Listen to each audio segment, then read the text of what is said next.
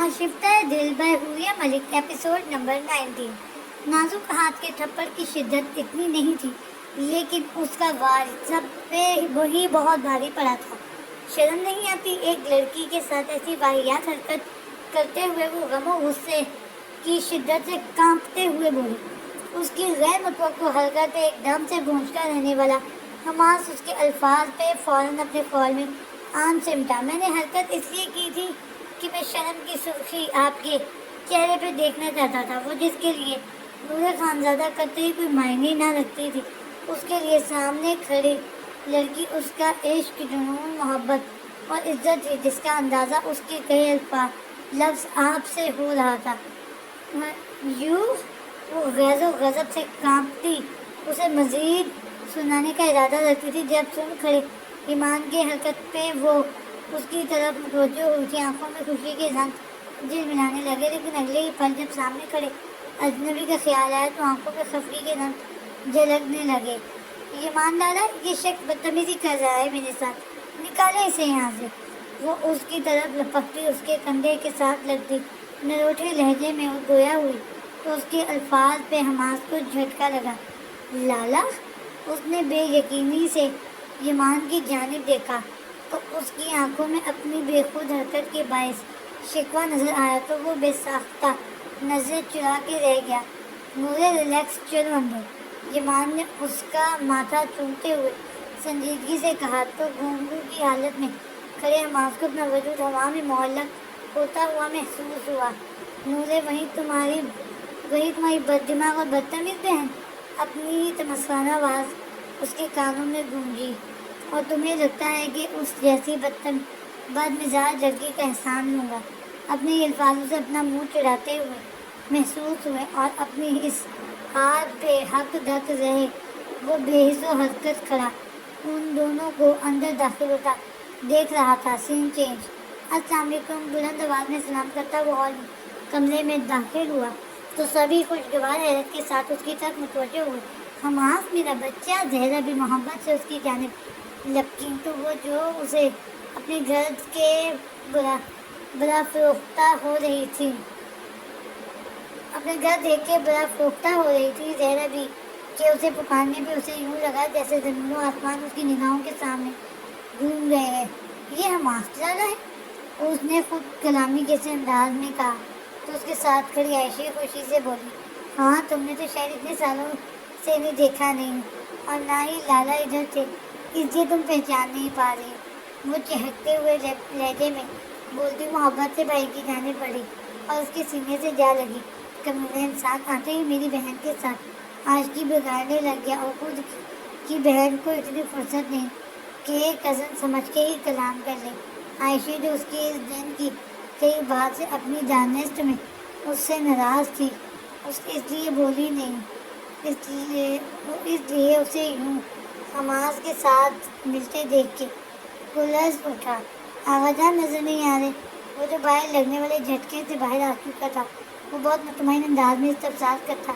ना महसूस अंदाज में सोफे पे साकिब बैठी नूरे के साथ आन बैठा तो वो चौंकी और जैसे ही उसे उसके बैठने का एहसास हुआ तो वो एक झटके से उठने लगी। लेकिन अगले ही पल सोच जाएगी। सबकी मौजूदगी को कमाल की वजह से नज़रअंदाज किए वो उसकी कलाई अपनी मजबूत हथेली में कैद किए उसे उठने से रोक चुका था। वो और भाई साहब हसन खानज़ादा यानी अभी पहुंच जाते हैं।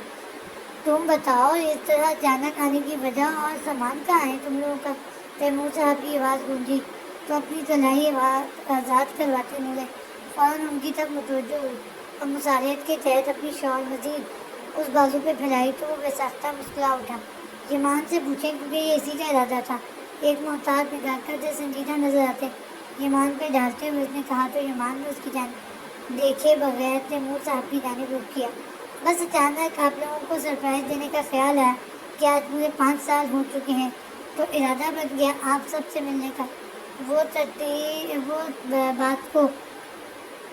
तरतीब से दिए हुए लफ्ज़ों को दोहराते हुए बोला तो उसकी बात पे हमास ने दाद देती निगाहों से उसे देखा और फिर कुछ देर मज़ीद बैठने के बाद हसन साहब और आगा जान की आमद पे उसे चारों नचार खुद में बमुश्किल जब्त करके बैठी نورے کا ہاتھ چھوڑنا پڑا تو وہ بجلی کی سی تیزی سے اس کے پہلو سے اٹھ کر عائشہ کے ساتھ جا کے براجمان ہو گئی۔ سین چینج۔ خوبصورت اور بڑے سے ڈرائنگ روم کی فضا اس وقت بہت ناخوشگوار محسوس ہو رہی تھی، چونکہ وہاں موجود نفوس ایک دوسرے کے نظریات سے اختلافات برت رہے تھے۔ حسن، تم پاگل ہو رہے ہو، فقط ایک چھوٹی سی بات کے پیچھے پوری فیملی کو داؤ پہ لگا دو گے۔ گلاب صاحب نے سخت لہجے میں سرزنش کی۔ آغا جان، بات چھوٹی یا بڑی نہیں ہے، بات اصول کی ہے، اور آپ جانتے ہیں کہ میں اصولوں پہ سمجھوتا نہیں کرتا۔ انہوں نے اپنے مخصوص تدبرانہ انداز میں جواب دیا، جس سے وہ ناراض دکھائی دیے۔ بات اب تمہارے اصولوں سے بڑھ گئی ہے، بچے بھی باہر سے آ چکے ہیں، اگر انہیں کوئی نقصان پہنچا تو ہمیشہ کے اصول پسند آغا جان اپنی اولاد پہ آنے پہ ڈھہ رہے تھے۔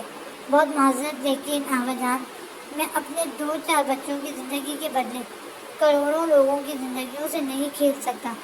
میں نے یہ اقتدار پہ کرسی اس لیے حاصل نہیں کی کہ میں صرف ایک پروٹوکول کے لیے شاہانہ زندگی گزار سکوں، بلکہ میں نے یہ اپنے لوگوں کے لیے حاصل کی ہے۔ حسن صاحب نے مفصل انداز میں جواب دیا تو وہ لاجواب سے ہو گئے، کیونکہ یہ بات وہ جانتے تھے کہ بیوروکریسی میں شمولیت کے باوجود انہوں نے کوئی اسپیشل پروٹوکول نہیں لیا۔ بالخصوص یہاں حویلی کی رہائش کے لیے غاں شہر میں انہیں مصلحت کے تحت اس چیز کو برداشت کرنا پڑتا تھا۔ میں وعدہ کرتا ہوں آپ سے کہ آپ کے بچوں کو کوئی نقصان نہیں پہنچے گا۔ انہیں متفکر دیکھ کے وہ نرم لہجے میں گویا ہوئے تو ان کی تسلی پہ انہوں نے مشفقانہ نگاہوں سے اپنے اس بیٹے کو دیکھا، جو اس دور میں بھی سیاست کے لیے ایسا شفاف ستارہ بن کے ابھر رہا تھا جیسے ہر کوئی بجھانے کو تیار بیٹھا تھا۔ لیکن وہاں موجود وہ دونوں نفوس نہیں جانتے تھے کہ اس ستارے سے بھی بڑا ایک ستارہ ایک جنون کی مانند اس گندے میدان میں پاؤں رکھنے والا تھا۔ اور پھر شروع ہوگی اقتدار کی جنگ، محبت کی جنگ، نفرت کی جنگ اور انتقام کی جنگ۔ سین چینج۔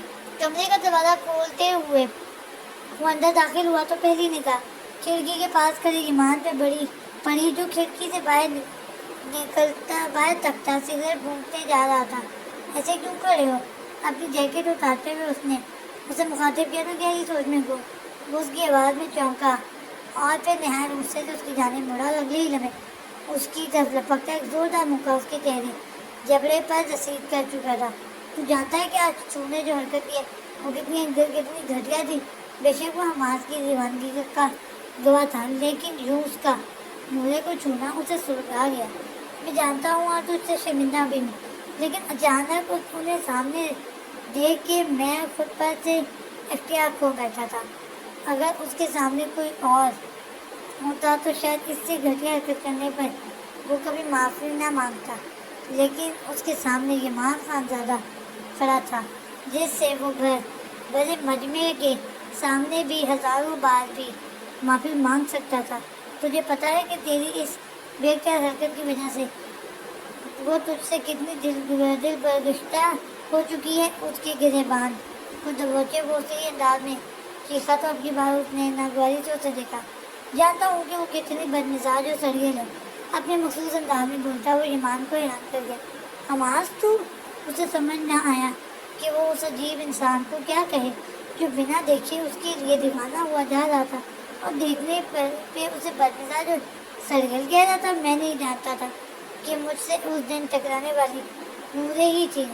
تم جانتے ہو کہ میں کتنے برسوں سے ان سے نہیں ملا، انفیکٹ میں ان کی کوئی تصویر نہیں دیکھی، لیکن لاہور کی سڑک پہ ٹکرانے والی سنورا کے کان پہ زخم کا نشان تھا جو میری نگاہوں سے میں آ گیا تھا۔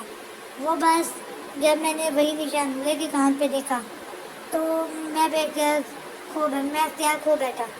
اس اپنی بے ساختہ حرکت کرنے کے بعد بھی میں نہیں جانتا تھا کہ میری سنورا تمہاری وہی بدمزاج اور بدتمیز بہن ہوگی جس کا احساس نہ لینے کے لیے میں پاکستان آیا تھا، مگر وہ خلاف عادت کھل کے اپنے جذبات کا اظہار کرتا رکا۔ ایمان، اس کا نورے کے لیے لفظ آپ سن کے متعجب نہ ہوں، کیونکہ جانتا تھا وہ محبت میں اسلام کا قائل تھا، اور لاکٹ ملنے کے بعد جب بھی اس نے اپنی سینورا کا تذکرہ کیا تھا تو تو ایسے ہی کیا تھا، اور اب یہ جاننے کے بعد کہ وہ لاکٹ والی نورے ہے، وہ اپنی طرز تخاطب کو نہ بدل سکا۔ مگر میں نہیں جانتا تھا کہ پاکستان پہنچتے ہی میری ساری کی ساری ذات تمہاری بدمزاج بہن کی احسان مند ہو جائے گی۔ خوبصورت مگر ٹھہرے ہوئے لہجے میں بات مکمل کرتا وہ ایمان کے ہاتھ اپنے گریبان پر سے ہٹاتا اپنی وارڈروب کی جانب بڑھ گیا، جبکہ ایمان نے مختلف نگاہوں سے اس کی پشت کو دیکھا۔ حماد، مجھے تجھے پسند نہیں کرتی، وہ جیسے اسی اس لمحے سے بچانا چاہ رہا تھا جس میں وہ اس سے اپنی ناپسندیدگی کا اظہار کرے۔ میری پسندیدگی کافی ہوگی ہمارے لیے، وہ مطمئن انداز میں کہتا، کپڑے نکالنے لگا کیونکہ فریش ہونے کے بعد انہیں کھانا کھانا تھا، لیکن نورے کسی اور کو پسند کرتی ہے۔ بالآخر جی کھڑا کر کے اس نے وہ کہہ دیا جو وہ نہیں کہنا چاہتا تھا، لیکن وہ نہیں چاہتا تھا کہ اس راہ پہ وہ اتنا آگے نکل جائے کہ واپسی ممکن ہی نہ ہو۔ جبکہ اس کے الفاظ میں واش روم کی سمت بڑھتے حماس کے قدموں کو بریک لگی، جبکہ چہرے کے تاثرات فوراً متغیر ہوئے اور ماتھے کی ایک خاص رنگ پھولنے لگی، مگر اپنی ظاہری کیفیات کے برعکس وہ بہت سکون سے مڑا اور اس کی آنکھوں میں دیکھنے لگا۔ بہت معذرت، لیکن میری محبت بہت خوشغرض ہو رہی ہے ایمان، میں ان کی پسند کا احترام نہیں کر سکتا۔ لہجے میں ایک نامعلوم سی تپش لیے وہ سادہ سے انداز میں کہتا واش روم میں گھس گیا، جبکہ اس کے الفاظ پہ بے حس و حرکت کھڑا وہ خود کو ہوا میں معلق محسوس کر رہا تھا۔ سین چینج، دونوں فریش ہو کے جب نیچے آئے تو سبھی خواتین لازموں کی مدد سے کھانا لگا رہی تھی، جبکہ نورے اور عائشہ سب کزنس کے ساتھ بیٹھی گپیں ہانک رہی تھیں۔ عائشہ جائیں اسٹور روم سے گلاسوں والے ڈبے اٹھا کے لائے۔ اقدس بھی نے عائشہ کو آواز لگائی تو وہ جلدی سے اٹھی، جبکہ اسے اٹھتے دیکھ کے ہال میں داخل ہوتے ایمان نے کچھ سوچتے ہوئے واپس قدم موڑے تو حماد نے سوالیہ نگاہوں سے اسے دیکھا۔ تم اپنی سینورا سے مل چکے ہو، لیکن میرا ملنا ابھی باقی ہے، تیز کہتا وہ اسے جواباً کچھ کہنے کا موقع دیے بغیر غائب ہو گیا تو اس نے گہری سانس بھرتے ہوئے قدم اندر رکھا۔ اندر ایمان پہ اسے خود سے زیادہ یقین نہ ہوتا تو وہ اسے اپنی بہن کے نزدیک بھٹکنے بھی نہ دیتا، لیکن ایمان کی معصوم اور نٹکھٹ سے محبت کا وہ برسوں سے گواہ تھا۔ اس نے جیسے ہی ہال میں قدم رکھا، دروازے کی سمت رخ کر کے بیٹھی نورے کے چہرے کے تاثرات فوراً بدلے جو اس کی زیرک نگاہوں سے چھپے نہ رہ سکے۔ نورے، تم نے آج بہت عرصے کے بعد حماس کو دیکھا ہے تو کیسا لگا جتنے عرصے کے بعد یوں فرسٹ کزن کو دیکھنا؟ نائرہ بیگم کے ان سب میں فطرتاً شوخ مزاج اور ہنسمکھ تھیں۔ انہوں نے نورے کو شرارت سے مخاطب کیا تو اس نے یوں منہ بنایا جیسے کڑوا بادام چبا لیا ہو، جبکہ حماس بہت دلچسپی سے اس کی جانب دیکھتا اس کے جواب کا منتظر تھا۔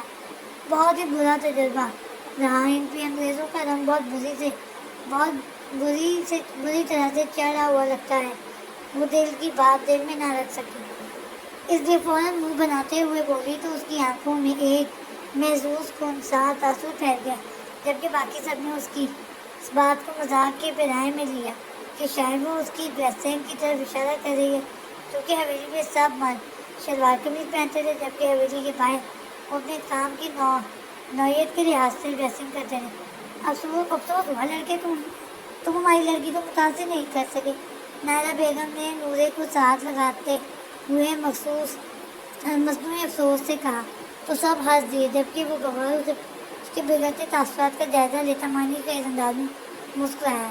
نیور مائنڈ چچی بیگم، لیکن آپ کی لڑکی کو میں اس قدر متاثر کر چکا ہوں کہ یہ مجھے سوتے جاگتے یاد کریں گی۔ خلاف عادت و طبیعت اس نے در پردہ اپنی حرکت کا حوالہ دیتے ہوئے ان کی شرارت کو طول بخشا تو اس کی برداشت کی حد ختم ہو گئی۔ خوش فہمیوں کا کوئی علاج نہیں، وہ تنک کے بولی، لیکن اس سے پہلے کہ کوئی جوابی حملہ کرتا حسن صاحب نے آنے پہ وہ چپ کر گیا، جبکہ بیتاب اس کی خوبصورت اور دلکش چہرے پہ ہی مرکوز خوبصورت چہرے پہ ہی مرکوز تھیں۔ سین چینج۔ ایک تو ہمیں سمجھ نہیں آتی کہ اماں بیگم دنیا بھر کے مشکل کام ہمیں کیوں سونپ دیتی ہے۔ برتنوں والی الماری سے گلاس نکالتے وہ خفگی سے بڑبڑا رہی تھی، جب اچانک اپنے عقب میں آہٹ سن کے وہ خوفزدہ انداز میں پلٹی۔ مگر دروازے کی چوکھٹ پہ کھڑے ایمان کو دیکھ کے اس کے چہرے پہ چھائی خفگی مزید بڑھ گئی۔ آپ یہاں کیا کر رہے ہیں؟ چہرے پہ چھائی خفگی نروٹھے لہجے سے بھی متلاشی ہو رہی تھی۔ یہ پوچھنے آیا ہوں کہ سب کے سامنے بنا بریک کے چلتی زبان میرے سامنے زنگ آلود کیوں ہو جاتی ہے؟ قدم قدم اس کی جانب بڑھاتا وہ سنجیدگی سے گویا ہوا تو عائشہ نے الجھ کے اسے دیکھا۔ میں بھی آپ کی لالا کے ساتھ 5 سال کے بعد ہی پاکستان آیا ہوں، لیکن میرا استقبال اس کے جیسا کیوں نہیں کیا؟ اس کے بےحد نزدیک ٹھہرتے ہوئے اس کی ملائمت سے بھرپور چہرے کو نگاہوں کے رستے دل میں بساتے ہوئے وہ اسی انداز میں گویا ہوا تو اس نے شاکی نگاہوں سے اسے دیکھا۔ کیونکہ آپ نے کہا تھا کہ آپ ہمارے لالا نہیں ہیں، اس لیے ہم آپ سے ناراض تھے۔ وہ جو بہت وابستگی سے اسے دیکھ رہا تھا، اس کی بات سن کے اس کا دماغ برق سے اڑ گیا۔ مطلب کہ آپ مجھے اس لیے نہیں ملی کہ میں آپ کا لالا نہیں ہوں۔ اس نے اس کی بات کو اپنے الفاظ میں دہراتے ہوئے جس حیرت اور بے یقینی سے استفسار کیا وہ جذبت سی ہو گئی، لیکن چاروں ناچار سر اس بات میں ہلا گئی۔ عائشہ بی بی، میں نے اس لیے کہا تھا کہ میں آپ کا لالا نہیں ہوں کیونکہ میں آپ کا وہ کچھ بننا چاہتا ہوں کہ آپ مجھ سے حماس سے بھی زیادہ اچھے سے مل سکیں۔ ایک ہاتھ بڑھا کے اس کے چہرے پہ جھولتی لٹ کو کان کے پیچھے ارستا وہ گمبھیر لہجے میں بولتا اسے نامحسوس انداز میں گڑبڑا سا گیا۔ تبھی وہ فوراً ایک دم پیچھے ہٹی۔ کیا کر رہے ہیں آپ؟ ہمیں آپ کی سمجھ نہیں آ رہی۔ اس کے چہرے پہ الجھن اور گھبراہٹ سی پھیل گئی کہ اسے آج سامنے کھڑے ایمان دیکھنے کے انداز، اسے ایمان لالا کے دیکھنے کا انداز ہرگز نہیں لگ رہا تھا۔ ڈونٹ وری، سمجھا دوں گا۔ جلدی جائیں، ابھی یہ گلاس باہر دے کے آئیں، ورنہ جس رفتار سے آپ کام کریں گے یہ ٹوٹ جائیں گے۔ وہ نہیں جان سکیں کہ ایمان کی اس اچانک نزدیکی پہ لاش ہوئی طبع گھبراتے ہوئے اس کی وجود پہ کپکپاہٹ سی تازی ہو گئی تھی۔ تبھی وہ چوٹ کرتے ہوئے بولا۔ وہ فوراً ہوش میں آتے دروازے کی جانب صورت سے لپکی، جبکہ وہ مسرور انداز میں سوچتا چند لمحے وہی کھڑے رہنے کے بعد باہر کی جانب بڑھ گیا۔ سین چینج۔ کھانے سے فارغ ہونے کے بعد وہ دونوں سب سے گپ شپ لگانے کے بعد حسب عادت اپنی کافی کے مگ لیے ٹیرس پہ آ گئے کہ آج سبھی بڑی حویلی ہی رکے ہوئے تھے۔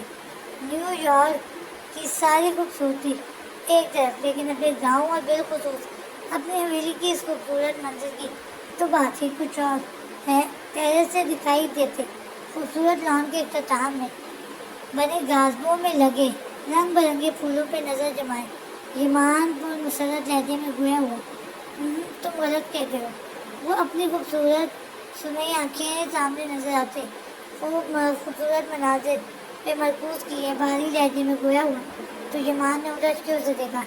کیا مطلب ہے تمہارا؟ اس کی نگاہوں کے تعاقب میں اس نے دیکھا تو دوبارہ سے سامنے دکھائی دیتے خوبصورت منظر نے نگاہوں کی تراوٹ بخشی۔